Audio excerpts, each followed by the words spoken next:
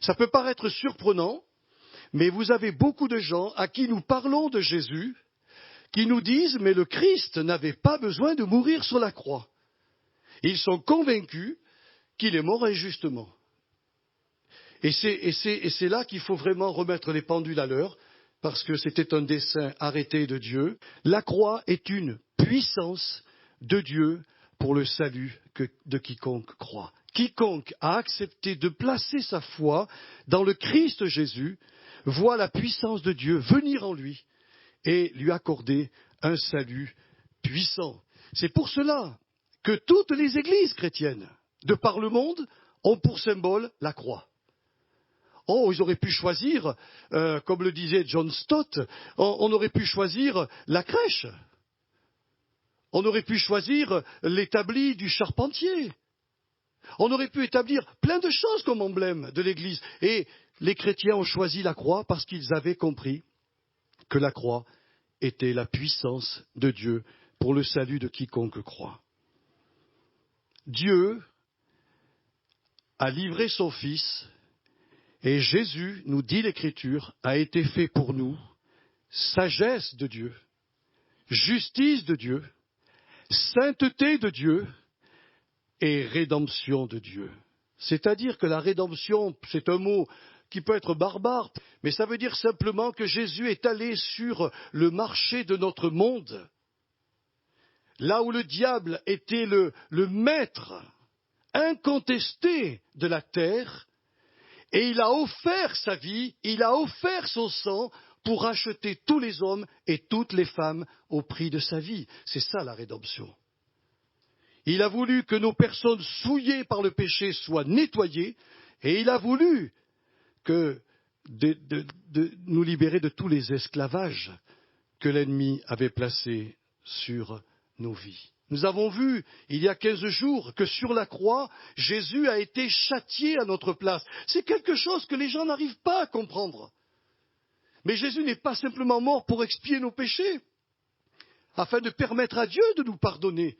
Il a subi le châtiment que j'aurais dû subir face à la loi de Dieu. Est-ce que vous avez réalisé cela dans votre vie? Même si nous ne sommes pas, à nos yeux, des gros pécheurs, nous sommes des pécheurs. Et il a subi le châtiment à notre place, rendant ainsi possible le pardon divin, pour qu'au jour du jugement, nous ne soyons pas détruits avec le royaume du mal. Le salut divin est donc bien une puissance pour ceux qui croient, parce que Jésus va les revêtir dès maintenant et pour toujours de sa justice, de sa pureté, de sa sainteté et de sa perfection. Quelqu'un qui croit en Jésus-Christ sincèrement est placé devant Dieu dans toute cette position-là.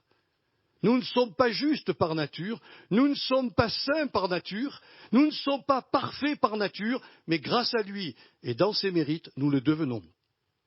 Et je crois qu'il nous faut beaucoup d'humilité et de foi pour croire ce que Dieu déclare. Si Dieu dit « Je te vois au travers de mon Fils comme saint, comme juste, comme pur et comme parfait », alors plaçons-nous dans cette position-là. Vous avez des chrétiens qui passent toute leur vie à se rabaisser, toute leur vie à se dire qu'ils ne sont pas ceci, qu'ils ne sont pas cela. Mais non, nous avons changé de statut. Nous ne sommes plus dans l'humanité pécheresse qui va être jugée. Nous sommes devenus dans la nouvelle humanité du Fils de Dieu, et cela pour toujours. Mais voyez-vous, la mort de Jésus-Christ à la croix ne fut pas qu'une démonstration de justice. Elle fut aussi une démonstration d'amour, car elle démontre qu'au lieu de la joie qui était réservée à Jésus-Christ, eh bien, il a laissé cette joie. Il ne l'a pas voulu, tout simplement, mes frères et sœurs, en vue de notre guérison, de notre délivrance, de notre vision spirituelle et de notre liberté. Souvenez-vous à Capernaum ce qu'il a dit. « Je suis venu pour guérir les cœurs brisés, pour recouvrir, donner la vue aux aveugles. Je suis venu pour rendre libres les captifs. » Vous vous rendez compte, frères et sœurs? Il y avait les péchés à expier et il y avait les hommes à délivrer, aussi bien dans leur esprit, dans leur âme, que dans leur corps. Il y a quelque chose qui m'a toujours surpris en lisant la parole de Dieu, c'est que Jésus est désigné comme étant le second Adam, voire même le dernier. Or, quand vous allez à la Genèse, vous apercevez que le premier Adam, il a été présenté à l'humanité tout fait. Tout fait. Dieu l'a façonné avec la glaise, il a soufflé dans ses narines, et voilà que Adam est devenu un être vivant, une âme vivante. Ce ne fut pas le cas pour Jésus. Le second Adam, pour qu'il puisse nous apporter guérison, délivrance, vision spirituelle et liberté, a dû être fait comme nous. Alors le Seigneur est devenu un embryon en gestation, comme nous le fûmes. Il est devenu un petit homme en formation dans le ventre de Marie, comme nous avons vécu cette étape. Il est devenu un enfant dépendant de ses parents, comme nous l'avons été. Il a été un jeune adolescent, puis un adulte responsable. En fin de compte, mes bien-aimés frères et sœurs, l'homme-dieu, Jésus-Christ, s'identifia ainsi à l'ensemble de nos expériences les plus douloureuses, comme nous l'avons vu il y a 15 jours, la honte, la disgrâce, le déshonneur, le rejet, pour nous comprendre, pour nous secourir et pour nous guérir. Mais il avait aussi quelque chose dans la tête. Il avait en vue que l'incarnation qu'il avait vécue dans la chair humaine, il voulait la reproduire en chacun de nous. Il souhaitait qu'une chose, c'est que l'esprit qu'il avait conçu miraculeusement exécute la même opération dans chaque cœur humain qui allait se tourner vers lui. Et c'est là, mes frères et sœurs, qu'il faut que je vous dise ce que tout à l'heure je vous ai dit. Nous n'avons plus à nous rabaisser. Nous n'avons plus, comme le disait un serviteur de Dieu, j'ai été frappé par cette parole. Je ne suis plus un pécheur sauvé par grâce, je suis un saint qui pêche, malheureusement, encore. Nous avons changé d'identité. Et nous devons, franchement, je le crois, de plus en plus, le dire dans notre prière, l'affirmer devant le royaume des ténèbres. Je suis de la race de Dieu. C'est ce que Paul dira lorsqu'il était à Athènes. Certains de vos poètes ont dit « nous sommes de sa race ». Et il a rajouté « donc étant de la race de Dieu ». Nous ne devons pas croire que la divinité puisse être enfermée dans une caisse, dans une boîte. Voyez-vous, nous sommes libres aujourd'hui, libres mes frères et sœurs, et nous avons accès à tout ce que le Seigneur a gagné pour notre vie. Je suis, moi qui vous parle, le Saint-Esprit s'est incarné en moi, il s'est incarné en toi ma sœur, il s'est incarné en toi mon frère, il s'est incarné en toi jeune femme, jeune homme. Est-ce que le Saint-Esprit est venu, est-ce qu'il a fait de ton cœur un autre cœur ? Si tu es de la race de Dieu, tu as une nouvelle identité, ta destinée c'est la gloire. Et l'apôtre Paul ira même jusqu'à dire aux Corinthiens, écoutez-moi, parce que c'est un passage qui est incroyable, il a dit nous devons maintenant régner sur cette terre. Déjà, maintenant, régner comment ? Dans notre vie, en ne laissant pas notre ennemi nous ravir notre héritage. Nous devons lui dire, comme dans le film que nous avons vu, Warum, cette sœur qui a été convaincue que la prière avait une telle importance, elle a ouvert sa porte, elle a dit à Satan, va-t'en. Elle a dit aux démons, partez. Ici, c'est la maison de Jésus-Christ. Et c'est le Seigneur qui est le maître de cette maison. Ah oui, la croix est réellement une puissance pour le salut de quiconque croit. Ésaïe 53, il nous est dit ceci, cependant, ce sont nos souffrances qu'il a portées, c'est de nos douleurs qu'il s'est chargé, et nous l'avons considéré comme puni, frappé de Dieu et humilié. Mais il était blessé pour nos péchés, brisé pour nos iniquités. Le châtiment qui nous donne la paix est tombé sur lui, et c'est par ses meurtrissures que nous sommes guéris.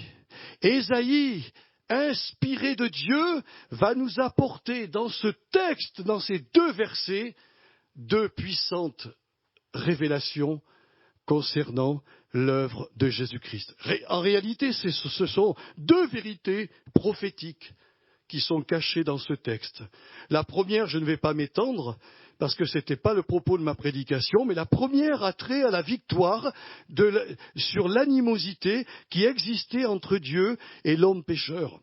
Nous, on parle toujours du Dieu d'amour, qui pardonne, qui efface tout. Il est un peu comme un vieillard, un peu sénile, sur un trône. Il dit, oh, c'est pas grave. Mais mes frères et sœurs, nous étions en colère contre Dieu, et Dieu était en colère contre nous. S'il n'y avait pas eu la croix de Jésus, eh bien, l'animosité aurait duré toute l'éternité. Et ce texte-là nous montre que cette haine ancestrale a été engloutie par la mort de Jésus. La paix peut donc à nouveau régner entre le ciel et la terre. C'est pour cela qu'il a été écrit, étant donc justifiés par la foi, nous sommes en paix avec Dieu par notre Seigneur Jésus-Christ. Je crois sincèrement que le grand shalom, parce que nous on ne sait pas ce que ça veut dire shalom. Dans sa traduction normale, on dit c'est la paix. Mais ce n'est pas que ça. Le shalom de Dieu, c'est la restauration de l'univers tout entier. La restauration de l'harmonie qui a été brisée. C'est comme notre frère nous l'a dit à la Sainte Seine, la réconciliation entre tout le monde spirituel et les sauvés. On est entré déjà. Par le fait que nous croyons à la mort de Jésus et à sa résurrection, nous sommes entrés dans le shalom divin. Alors quand les Juifs se disent shalom, ils ne se disent pas sois dans la paix, ils disent entre dans la perfection, réconcilie-toi avec ton prochain, sois uni à ceux avec qui tu étais en guerre, entre dans le grand shalom divin. Et nous allons y rentrer, frères et sœurs, nous sommes déjà en marche vers ce grand shalom. Mais la seconde vérité qu'a voulu nous rappeler le prophète Ésaïe a trait à la santé de nos âmes et de nos corps. Dieu n'a pas établi Jésus seulement comme la vraie lumière qui éclaire les hommes qui viennent au monde, ou comme le vrai pain de vie capable de les nourrir, ou encore comme le vrai rocher capable de les désaltérer. Dieu a établi Jésus comme le souverain médecin de son peuple de la nouvelle alliance, comme lui-même. Il l'était envers les enfants d'Israël, qu'il soigna avec tendresse et bienveillance après les avoir délivrés de l'esclavage de l'Égypte. Et cette nouvelle fonction de l'homme-dieu a pu se voir quand Jésus était sur la terre par des diverses guérisons, des signes, des prodiges extraordinaires qui venaient confirmer aux yeux de tous l'accomplissement du prophète Ésaïe. Il faut bien que vous compreniez cela. Si le Logos a toujours vécu éternellement auprès de Dieu, quand il est descendu et qu'il s'est incarné dans la chair, Jésus devait avoir une prérogative supérieure, redevenir le médecin, grand médecin puissant de l'univers entier. Et, entre autres, le médecin de son peuple. Vous vous souvenez ce qu'il a dit, le Seigneur, aux Israélites sortis d'Égypte? Si tu écoutes ma voix, et si tu m'obéis, je ne t'enverrai aucune des maladies que j'ai envoyées aux Égyptiens, car je suis l'Éternel qui te guérit. Est-ce que vous avez réfléchi à cette phrase? Je suis l'Éternel qui te guérit. Ça sous-entend que moi, je suis capable de te rendre malade et de te guérir. Je ne t'enverrai pas des maladies que j'ai envoyées aux Égyptiens, car j'ai le pouvoir de me servir de la maladie pour ton éducation. Eh bien, mes frères et sœurs, j'ai entendu des prédicateurs qui disent carrément la maladie n'est pas de Dieu, la maladie ne doit pas être dans le chrétien, parce que nous sommes des êtres nouveaux. Mes frères et sœurs, ils n'ont pas la même Bible que moi. Parce que le Seigneur est le maître de toutes choses. Bien sûr qu'il veut nous enlever nos maladies. On va le voir tout à l'heure, je vais vous le montrer. Mais il faut qu'on remette tout en place. Il a désigné Jésus comme le médecin bien-aimé de son peuple. Alors, la grande question, il y a deux grandes questions, mais celle-ci, elle est importante. Devons-nous en déduire que nous, chrétiens, nous n'avons plus besoin de consulter les médecins de ce monde? Eh bien, mes frères et sœurs, c'est triste à dire, mais il y a à entendre certains propos de quelques prédicateurs, il semblerait que les chrétiens devraient saisir la guérison de tous les maux psychiques ou physiques, uniquement par leur foi en l'œuvre rédemptrice de Jésus-Christ. Car ils disent, voilà la déduction, moi j'ai lu des livres sur la guérison, c'est incroyable, leur déduction paraît logique, mais elle est fausse. Ils disent, si dans les meurtrissures de Jésus, toute forme de maladie, qu'elle soit fonctionnelle ou organique, ont été guéries, nous n'avons plus besoin de les porter aujourd'hui en nos âmes et en nos corps. Selon les propos de ces prédicateurs, les chrétiens malades devraient être guéris aussi facilement qu'ils sont sauvés. Il faut reconnaître que malheureusement, dans la pratique, leur message, c'est-à-dire la guérison par l'expiation, rencontre de gros problèmes dans nos églises, car de nombreux chrétiens sincères, pieux, consacrés, sont encore malades, comme le fut le prophète Élisée, qui mourut même de la maladie dont il souffrait. Il faut m'expliquer, hein. Ce gars-là a fait le double de miracle de Élie. Il a été un homme intègre dans sa vie. Il est mort de la maladie dont il souffrait. La Bible ne nous explique pas pourquoi, mais c'est un fait. On est obligé de le constater. Je crois qu'en lisant les Écritures, les apôtres de Jésus furent beaucoup plus modérés que nos prédicateurs modernes, que certains prédicateurs modernes. Car tout en reconnaissant la réalité des miracles, ils recommandèrent aux chrétiens de la Nouvelle Alliance de se confier à la souveraineté de leur grand médecin et de lui faire confiance. Les apôtres reconnaissaient donc qu'il existait une différence entre la guérison de la lèpre du péché, comme Ésaïe nous le dit, et les autres guérisons. Car si le sang de Jésus fait disparaître à tout jamais nos péchés, je vous l'ai prêché il y a 15 jours, Dieu ne les ramènera jamais, vous ne les verrez plus jamais, ils ne vous seront jamais rappelés, ni dans l'éternité. Il faut reconnaître une chose, mes frères et sœurs, que toutes les guérisons, même les plus extraordinaires comme les résurrections, ne nous ont été accordées et nous sont accordées que temporairement, en raison de la fragilité de notre tente extérieure, c'est-à-dire de notre corps qui se détruit. En fait, tous les malades guéris par Jésus, comme tous les ressuscités, eh bien, ne furent pas pour autant immunisés contre le dépérissement de leur corps, puisque tous, sans exception, allèrent à la tombe. Que Dieu enlève une maladie aujourd'hui à des chrétiens, je bénis Dieu, parce qu'il existe de merveilleux miracles et qu'on a des témoignages extraordinaires.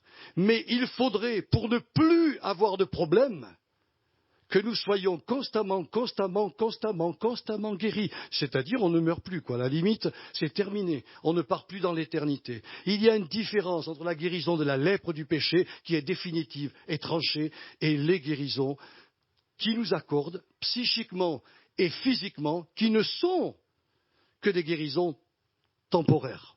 Je peux avoir un corps très fragile et avoir des maladies que je n'avais pas avant, simplement parce que je connais le vieillissement dans mon corps. C'est pour cette raison que l'homme-dieu devait être établi comme le grand médecin au-dessus de tous les autres médecins humains. Et je crois, sincèrement, que ce serait pour nous, chrétiens, une faute si lorsque nous sommes atteints d'une maladie psychique ou physique, et j'ajoute majeure, quand j'ai mal à la tête, quand j'ai des petits frissons, que j'ai une grippe, que j'ai une bronchite, que je prenne des médicaments, mais Jésus ne nous condamne pas. Nous profitons de la science moderne et ce n'est pas dans ce sens-là que le Seigneur veut que nous le consultions. Parce que des fois, on n'a pas le temps d'aller lui dire, Seigneur, ce matin, tu vois, j'ai des maux de tête, il faut absolument que tu me guérisses. Ben, le réflexe que nous avons, on prend 2 UPSA ou 2 Efferalgan et puis c'est reparti, hein. Mais quand nous sommes sur le plan psychique gravement atteints, sur le plan physique gravement atteints par des maladies majeures, eh bien je pense que nous devrions consulter en tout premier lieu notre divin médecin pour savoir si ce mal présent en nous n'est pas lié à un quelconque problème spirituel. Je vous prends quelques exemples. Rébellion à sa volonté, péché d'impureté, d'idolâtrie, d'occultisme, zèle amer et esprit de rancune contre quelqu'un, refus de pardonner, ou comme nous l'avons entendu ce matin, de mettre sa vie en règle lorsque nous prenons le repas du Seigneur. Rappelons-nous que la santé des Israélites sortis d'Égypte était soumise à condition. Je vous lis le verset que je vous ai cité tout à l'heure. Si tu écoutes attentivement la voix de l'Éternel ton Dieu, et si tu fais ce qui est droit à ses yeux, je ne te frapperai d'aucune des maladies dont j'ai frappé les Égyptiens, car je suis l'Éternel qui te guérit. C'était une condition. Il y a des guérisons conditionnelles. Nous ne pouvons pas nier que souvent Jésus a rencontré des gens malades dont leur maladie était liée à un péché. C'est pour ça qu'il dira à certains, une fois guéri, va et ne pêche plus, de peur qu'il ne t'arrive quelque chose de pire. Parfois, la maladie est dans les mains du Seigneur un moyen d'éducation pour amener un enfant de Dieu qui s'égare. Si, comme certains le prétendent, la maladie n'est pas dans le plan de Dieu, ne peut pas servir au plan de Dieu, eh bien, mes frères et sœurs, on enlève à Dieu certaines choses qu'il utilise. Relisez dans le chapitre, je crois, je ne veux pas me dire de bêtises, mais 34 de Job. Dieu nous parle tantôt d'une manière, tantôt d'une autre. Il parle par des visions, par des rêves nocturnes. Il parle aussi par la maladie, par la souffrance. La souffrance est une voie que Dieu peut utiliser pour réveiller une conscience cautérisée. Nous le voyons bien, mes frères et sœurs, ce que Paul disait aux Corinthiens, si nous nous jugions nous-mêmes, nous ne serions pas jugés par le Seigneur. Mais quand nous sommes jugés, nous sommes châtiés par Jésus, afin que nous ne soyons pas condamnés avec le monde. Si vous enlevez cet outil que Dieu a entre ses mains, de toute manière, on ne peut pas lui enlever, parce que même si les gens prêchent que la maladie n'est pas utile dans les mains de Dieu, Dieu s'en fiche complètement, hein, il l'utilise. Il l'utilise. Je suis venu à la fois par une maladie, et je pense que le Seigneur a permis que ma vie frôle la mort, pour que quelque part dans mon esprit, il y ait un déclic qui se produise. Bien sûr qu'il m'a rendu la santé, et je lui rends grâce quand il a ôté mes péchés. Il a dit, c'est plus la peine que tu vives avec ce mal, je te l'enlève. C'est un cadeau, c'est vraiment une grâce. Je n'ai rien mérité, et je ne peux pas dire que j'ai saisi ma guérison par la foi. J'étais tout jeune chrétien, c'est un cadeau, tout simplement. Et il accorde aujourd'hui les mêmes cadeaux à ses enfants. Il relève certains, il n'en relève pas d'autres. Il sait ce qu'il fait. Il est Dieu. Il est souverainement notre Père. Il peut même arriver parfois, et ça c'est arrivé, extrêmement rare, je vous l'avoue, mais que Dieu permette qu'un chrétien souffre injustement, afin qu'il soit, comme le fut Job, le défenseur de son honneur qui a été bafoué par l'adversaire. Oui, Job, par sa confession de foi, par sa sa piété, qui a été toujours la même jusqu'au bout, a confondu le diable et a rendu hommage à Dieu. Alors évidemment, ce n'est pas tout le monde qui peut faire ça, mais il arrive que certains se retrouvent dans des liens de maladies très graves, mais qu'ils défendent l'honneur de Dieu et produisent une confusion dans l'esprit de Satan, parce que ces gens-là disent « j'aime Dieu » même dans la maladie. Et voyez-vous, ça c'est quelque chose d'incroyable. Alors, je terminerai avec ça ce matin. Consulter en tout premier lieu l'avis de notre médecin, notre divin médecin, est un acte de foi en sa souveraine ordonnance. Un médecin, son but, c'est de faire un diagnostic et de nous écrire une ordonnance. Eh bien, si nous allons voir notre médecin, pour des cas majeurs, comme je vous l'ai expliqué, il va nous parler, il va nous éclairer, j'en suis sûr. Et je vais vous donner plusieurs pistes que j'ai trouvées dans la parole de Dieu et qui vous montreront que la guérison dans l'expiation, c'est difficile de la trouver. Premièrement, il est évident que le Seigneur peut nous guérir miraculeusement. Ça, tous les évangéliques, tous les chrétiens en sont pleinement conscients. Nous le voyons dans les évangiles. Jésus n'a cessé dans son immense bonté, de produire des guérisons, des signes et des prodiges. Il l'a fait aussi dans la première Église. Avez-vous fait attention avec moi ce qui est écrit dans les Corinthiens 12, qui circulait au sein des chrétiens de cette Église les dons, des miracles avec un pluriel, des guérisons et des prodiges. Et il y avait sur certains chrétiens, la Bible ne rentre pas dans le détail, des personnes loin du Saint-Esprit, loin d'un don particulier, et quelqu'un qui avait une grave maladie était poussé vers eux, il priait pour eux et ils étaient délivrés. Vous le relirez, 1 Corinthiens 12. Pas moi qui l'invente, c'est un don qui appartient au Saint-Esprit. Le Seigneur aussi peut nous guérir par des moyens providentiels. Et c'est souvent ce moyen-là qu'il réalise. Il exauce, par exemple, une prière spécifique qui monte vers lui. Vous vous souvenez du roi Ézéchias, dont le prophète vient le voir et lui dit « Écoute, de la part de Dieu, mets en ordre ta vie car tu vas mourir. » Et cet homme qui avait, dans son cœur, était toujours droit, qui avait aimé le Seigneur, qui vraiment s'est mis à pleurer. Et il a fait un plaidoyer devant le Seigneur. Un plaidoyer accompagné de larmes. Il a dit, Seigneur, non, non, grâce, je t'en supplie, j'ai encore tellement de choses à faire. Le prophète n'était même pas sorti du palais royal, que Dieu lui dit, retourne le voir, prie pour lui et accorde-lui 15 ans de vie supplémentaire. La Bible nous dira, par la bouche de Jacques, que la prière du juste a une grande efficacité. Je ne donnerai pas la parole ce matin à ceux qui ont fait la même prière devant le Seigneur et qui ont vu la grâce de Dieu. Tout le monde ne l'a pas vu, parce que Dieu a toujours un plan pour les gens, il ne se trompe jamais. Mais Ézéchias l'a vécu. Ce n'est pas le cas de tout le monde, il faut le reconnaître. Mais Jésus peut se servir d'une prière spécifique, sincère, pour produire dans nos vies, dans nos âmes ou dans nos corps, une merveilleuse guérison. Parfois, le Seigneur choisit de guérir les chrétiens au moyen de l'imposition des mains et de l'onction d'huile des anciens.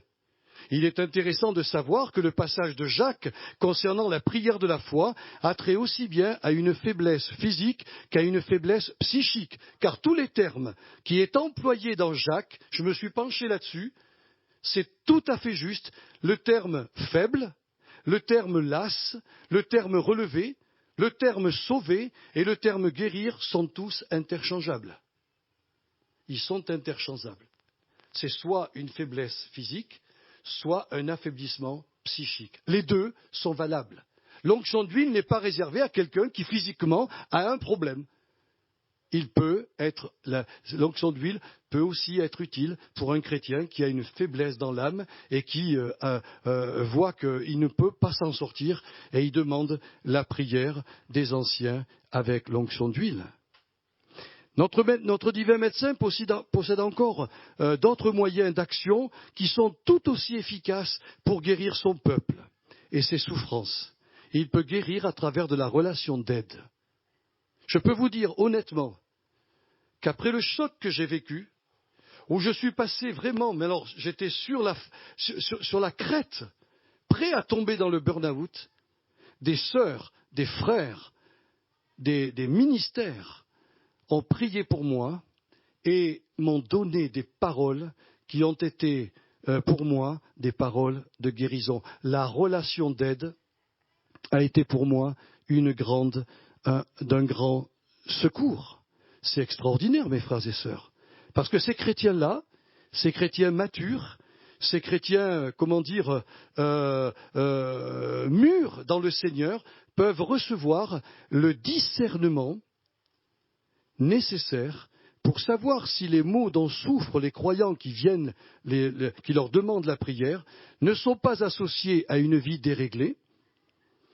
Je vous donne quelques exemples. Parfois, nous ne faisons pas de sport, nous mangeons trop, nous buvons trop, nous prenons trop de médicaments, et cela peut favoriser des troubles cardiovasculaires, amener le diabète, voire même déclencher des crises d'arthrite. Et ces frères et ces sœurs, remplis du Saint-Esprit, reçoivent du Seigneur le discernement pour savoir si leur vie n'est pas une vie déréglée, ou si leur vie intérieure n'est pas minée par les frustrations, les culpabilités, les chagrins, les colères, les amertumes, les ressentiments, les haines, les peurs, les soucis, les inquiétudes, les vengeances, permettant à une foule de maladies psychosomatiques de perturber ces chrétiens et produire en eux des colites, des ulcères de l'estomac ou de l'intestin, avoir trop de tension artérielle, des maux de tête à répétition, un dérèglement thyroïdien. Et si vous lisez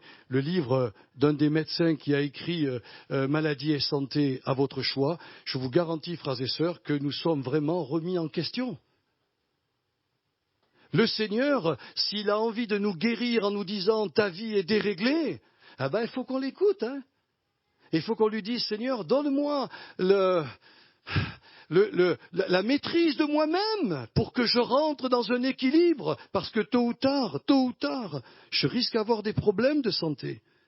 D'après le prophète Ésaïe, dans le chapitre 50, verset 4, eh bien le prophète va dire que le rôle des conseillers spirituels sera de recevoir du Seigneur une parole capable de soutenir ceux qui sont fatigués ou abattus, et de découvrir en même temps les domaines de leur vie qui ne sont pas encore soumis au Saint-Esprit, pour remédier justement à tous ces symptômes.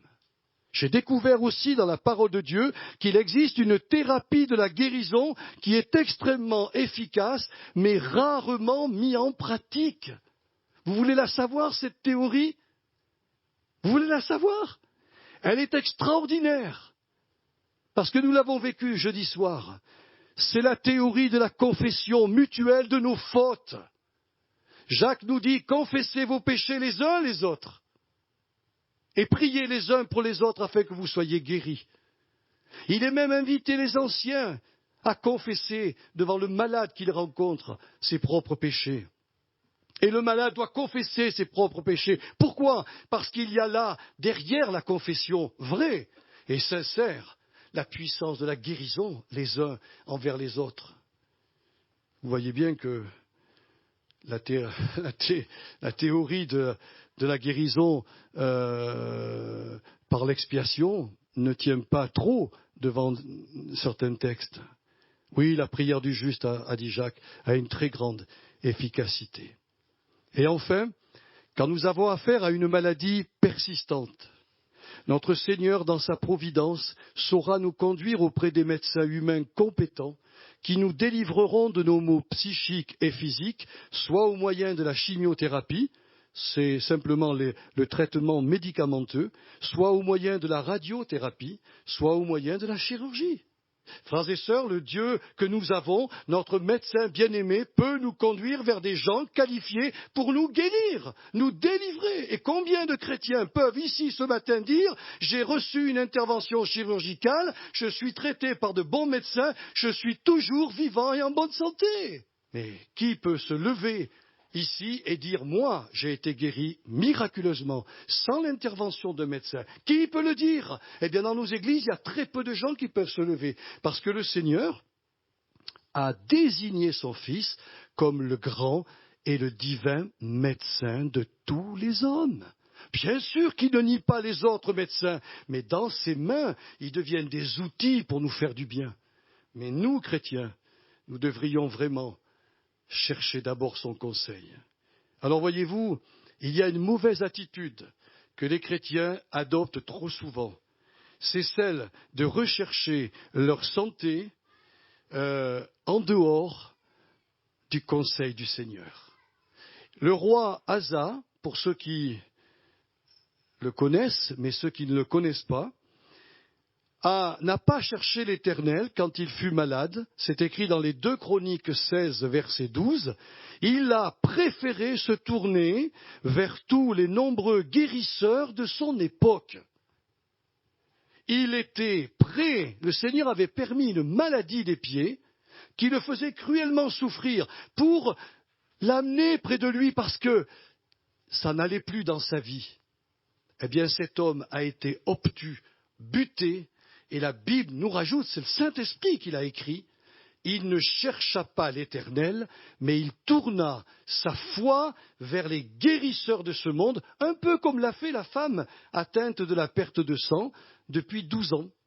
Elle avait été traitée par une multitude de médecins plus ou moins bons, et elle avait dépensé quasiment toute sa fortune. Mais quand elle a entendu, et de l'amour de Jésus-Christ, l'Évangile nous dit qu'elle a écarté la foule et elle a touché le vêtement de Jésus et elle fut instantanément délivrée. Il y a des guérisons que notre Père a gardées en réserve pour toi, ma sœur, et pour toi, mon frère. Mais il faut aller les chercher, pas auprès des guérisseurs, mais auprès de notre merveilleux Sauveur. Permettez-moi de vous mettre en garde. Je l'ai entendu en Suisse, et puis maintenant ça vient en France. De plus en plus, il n'est pas rare que dans nos cliniques et dans nos hôpitaux, on propose aux malades d'avoir recours aux médecines douces et parallèles. Il faut catégoriquement rejeter cela. Mais les médecins, c'est fou, ils vous le proposent. Et je crois que là, il y a un piège. Il y a un piège pour tous les chrétiens. Parce que quand on veut la guérison à tout prix, on peut malheureusement se laisser piéger dans ces voies-là. Et je termine mon message par la bonne attitude. Vous la connaissez. Elle a été vécue par l'apôtre Paul qui avait une maladie organique. Or, la maladie organique, mes frères et sœurs, est complètement différente de la maladie fonctionnelle, parce que quand Jésus rentre dans nos cœurs, nous apporte la paix et sa joie, une foule de maladies psychosomatiques s'en vont. Parce que je retrouve la paix. Je suis en paix avec moi-même, avec Dieu et avec les autres. C'est extraordinaire. Mais des maladies organiques, il faut soit un miracle divin, soit une intervention extérieure. Eh bien, l'apôtre Paul a commencé à faire ce que je vous ai dit. Il a été voir son divin médecin. Et il a prié 3 fois. 3 fois, ça ne veut pas dire qu'il a mis que 3 fois. Hein. Mais dans le langage juif, 3 fois, ça voulait dire qu'il avait mis quand même tout son cœur pour chercher la face de son Seigneur et pour lui dire « Je souffre cruellement, délivre-moi ». Et il a une réponse très claire de son médecin, une réponse fabuleuse, parce que le Seigneur lui a demandé de s'en remettre à sa providence. Et il lui a dit « Quand tu seras faible, Paul, je te donnerai une force surhumaine qui va te permettre de continuer ton ministère. Mais cette écharde, elle est pour toi une protection contre l'orgueil. » Il l'a su, il l'a écrit dans sa parole. Et nous sommes au courant aujourd'hui. Mais vous savez le clin d'œil que Dieu a fait à Paul, et ça, il va vous le faire aussi à vous. Extraordinaire. Parce que dans sa merveilleuse providence, non seulement Paul a expérimenté en son âme une force insoupçonnée au sein de ses faiblesses, mais il reçut de la main de son Dieu d'amour l'assistance de Luc, le médecin bien-aimé, qui lui a prodigué jour après jour des soins thérapeutiques appropriés. Pourquoi a-t-il mis à ses côtés Luc, le médecin bien-aimé? C'est que le Seigneur savait que par moments, Paul, alors qu'il ne prêchait pas, alors qu'il n'accomplissait pas son ministère, ressentait des faiblesses terribles, des douleurs, on ne sait pas si c'est dans les yeux, si c'est dans le corps, peu importe. Mais Luc, le médecin bien-aimé, tous les soirs le soignait. Ce n'est pas un acte d'amour de la part de notre grand médecin? Je le crois.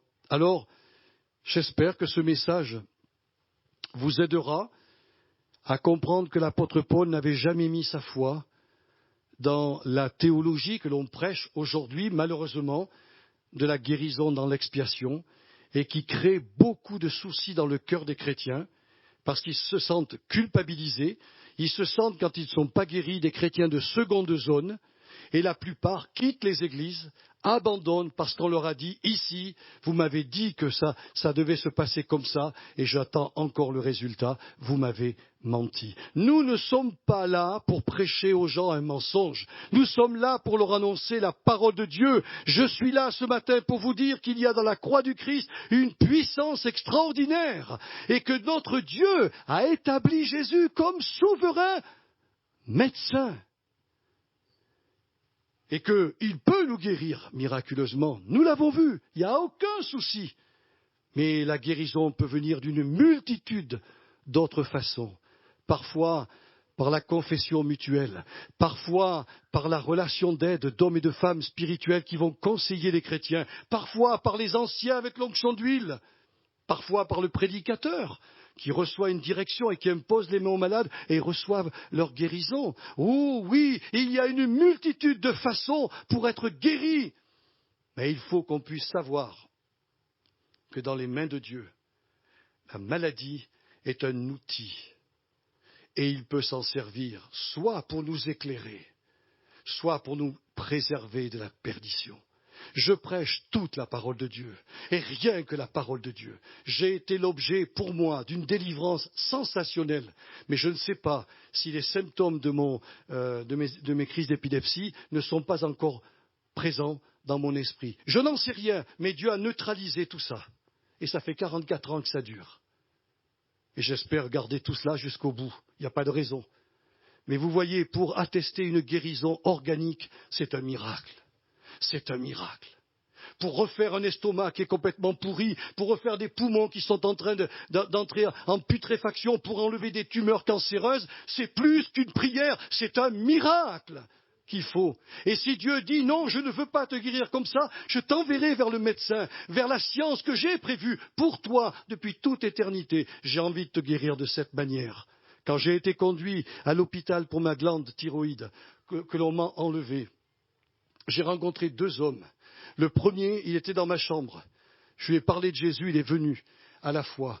Et j'ai rencontré un autre homme de 40 ans qui était dieseliste. Il réparait les moteurs diesel. Il était un homme qui ne buvait pas, il était très très beau physiquement. Il mangeait raisonnablement et il a attrapé un cancer dans son travail. On lui a ouvert de l'oreille ici jusque là. Il pleurait comme un gamin devant moi. Je lui ai donné les paroles que j'avais à l'époque, et moi je me disais, mais Seigneur, mais quelle misère il y a dans le monde. Ce pauvre gars a attrapé un cancer alors qu'il ne le cherchait pas. On ne comprend pas ce qui se passe dans le monde. Dieu est Dieu, il gouverne, il règne partout. Et parfois, il permettra une maladie pour que des gens viennent courber leurs genoux devant lui. C'est lui qui est Dieu. Bien sûr qu'il ne veut pas laisser la maladie dans le corps de quelqu'un qui s'est converti. Il fera tout pour qu'il soit délivré, mais pas forcément à la manière qu'on le croit. La Bible nous dit clairement, et je termine avec ça, le message de Paul, Christ mort pourquoi? Pour nos péchés. Est-ce qu'il a rajouté pour nos maladies? Non. Christ enseveli pour nos péchés. Christ ressuscité. Mais ce que je sais en lisant les Écritures et en vous apportant ce message ce matin, c'est que Dieu a voulu que l'homme Dieu devienne le grand médecin de son peuple, comme lui-même il l'était dans l'Ancien Testament et pendant 40 ans. S'il a évité que les chaussures et les vêtements de ses enfants s'usent, pendant 40 ans, il les a guéris, il les a soignés. Oui, notre Dieu est un Dieu d'amour. Je suis l'Éternel qui te guérit. Le je suis, Jésus pourrait le dire ce matin. Je suis moi, Jésus, l'Éternel qui te guérit, mon peuple. Père Saint, te remercions de ce que Paul a pu dire, que la croix était une puissance pour le salut de quiconque croit. Seigneur, on a vu plein de domaines. Mais il y avait un domaine que je voulais particulièrement partager avec mes sœurs et mes frères, c'est celui de notre santé psychique et physique. Oui, tu as tous les éléments en main pour nous guérir. Alors Seigneur, que nous puissions nous rappeler que dans des maladies majeures, nous devons aller vers toi, te dire Seigneur, Que se passe-t-il? Pourquoi cette maladie persiste? Y a-t-il dans mon cœur quelque chose qui te déplaît? Veux-tu me montrer que, Seigneur, si j'ai péché? Et là, quand le Seigneur ne montre rien, alors il va nous conduire, soit à nous guérir par l'onction d'huile, soit à nous guérir par peut-être une autre façon, les médecins qu'il a choisis, mais il nous aime tellement qu'il veut nous délivrer de tous nos maux. On te remercie, Père, d'avoir établi Jésus comme le grand médecin de l'univers. Et je te bénis pour cela, car nous avons, par la prière et par la lecture de la Bible, accès à son trône, et nous savons qu'il nous aime. S'il est la tête de son corps qui est l'Église, lui qui est en bonne santé, il a l'intention de nous donner aussi une bonne santé. Je te loue pour cela. Avec mes sœurs et mes frères, nous disons gloire à Jésus, gloire à Jésus.